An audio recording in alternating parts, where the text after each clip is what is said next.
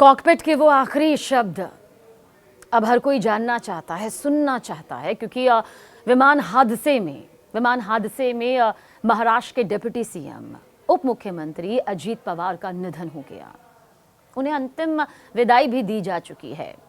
परिवार की, समर्थकों की, कार्यकर्ताओं की वो तस्वीर भी सामने नजर आ चुकी है, जिसने एक गहरा सदमा, एक कभी ना मिटने वाले जख्म यूं अचानक अजीत पवार के जाने से दिए हैं। लेकिन महाराष्ट्र के deputy chief minister Ajit Pawar की मौत की एक एक कहानी अब सामने आ रही है। देखिए, सिविल एविएशन मिनिस्ट्री ने एक रिलीज जारी की जिसमें प्लेन के आखिरी पलों की बातचीत बताई गई है। कैप्टन सुमित कपूर और को पायलट शांभवी पाठक ने ग्राउंड कंट्रोल को बताया कि पहले लैंडिंग में रनवे नजर नहीं आया, दूसरी कोशिश में रनवे दिखाई दिया, क्लियरेंस मिला, लेकिन फिर कोई जवाब नहीं आया और फिर पल भर में प्लेन विमान आग के गोले में तब्दील हो गया। जोरदार धमाका, और चश्मदीद बताते हैं कि एक के बाद एक कई धमाके हुए हैं। देखिए, कॉकपिट से जो आखिरी शब्द सुने गए थे, कॉकपिट से, क्योंकि यही वो जगह होती है, यही वो एरिया होता है जहां पर आखिरी बातचीत कैद हो जाती है, वो आखिरी पल कैद हो जाते हैं जो बेहद खौफनाक होते हैं। कॉकपिट से जो आखिरी शब्द सुने गए थे वो था ओह शिट, ये हादसा। ये आखिरी शब्द थे जो हम आपको बता रहे हैं। आगे भी बताएंगे क्या कुछ बातचीत यहां पर हुई, लेकिन आखिरी शब्द थे ओह शिट।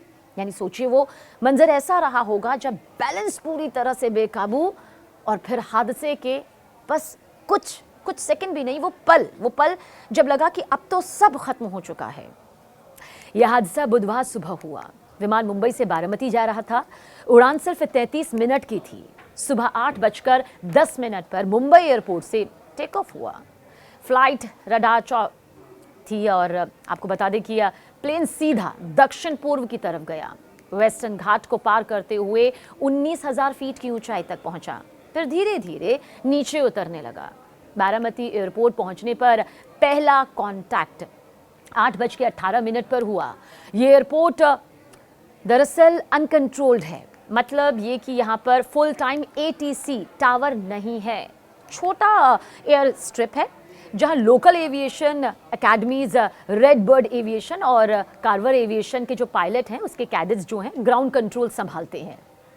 रिपोर्ट के मुताबिक कोई एडवांस नेविगेशन सिस्टम यहाँ पर नहीं है। मौसम की जानकारी भी बेसिक है। ATC ने प्लेन को कहा कि जो तस्वीरें सामने आ रही हैं, यानी कि पहले बता दिया गया, क्योंकि नज़र नहीं आ रहा था। जाहिर सी बात है, सर्दियों का मौसम चल रहा है, यहाँ पर धुंध भी है, कोहरा भी यहाँ पर है। लेकिन फिर जब ये बताया गया कंडीशन में अपनी मर्जी से उतरो, यानी कि जो भी इस वक्त की मौजूदा स्थिति है वहाँ अपनी मर्जी से उतरो। पायलट ने पूछा कि हवा कैसी है, विजिबिलिटी कितनी है। जवाब क्या आता है? जवाब मिला, हवा शांत है, विजिबिलिटी करीब 3,000 मीटर है।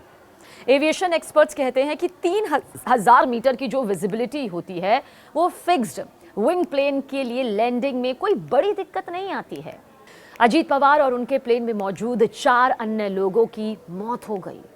एक सीनियर DGCA अधिकारी ने देखिए ये भी बताया कि प्लेन रनवे से कैसे पहले यहाँ पर क्रैश हो गया, लैंडिंग हो नहीं पाई, लेकिन एयर स्ट्रिप के अंदर था। टचडाउन से पहले कोई आग नहीं थी। कॉकपिट वॉइस रिकॉर्डर से आखिरी शब्द सुने गए, ओह शिट। प्लेन के ज्यादातर हिस्से जलकर खाक हो गए। सिर्फ जो पीछे का छोटा सा हिस्सा था, टुकड़ा था, सबसे आखिर का टेल, वो बचा हुआ था। कई मीटर दूर सब कुछ फैल चुका था। स्थानीय लोगों ने बताया कि प्लेन लैंडिंग के दौरान पूरी तरह से असंतुलित लग रहा था, पूरा बैलेंस बिगड़ा हुआ लग रहा था। एक चश्मदीद ने तो ये भी बताया कि प्लेन हिचकोले खा रहा था, फिर अचानक तेज हवा के साथ वो नीचे आ गया। CCTV फुटेज में भी प्लेन बैलेंस खोता दिखाई दिया। पास के गांव वालों ने कहा कि 4-5 जोरदार धमाके हुए, काला धुआं आसमान में भर गया। आग इतनी तेज थी कि किसी को बचने का मौका तक नहीं मिला।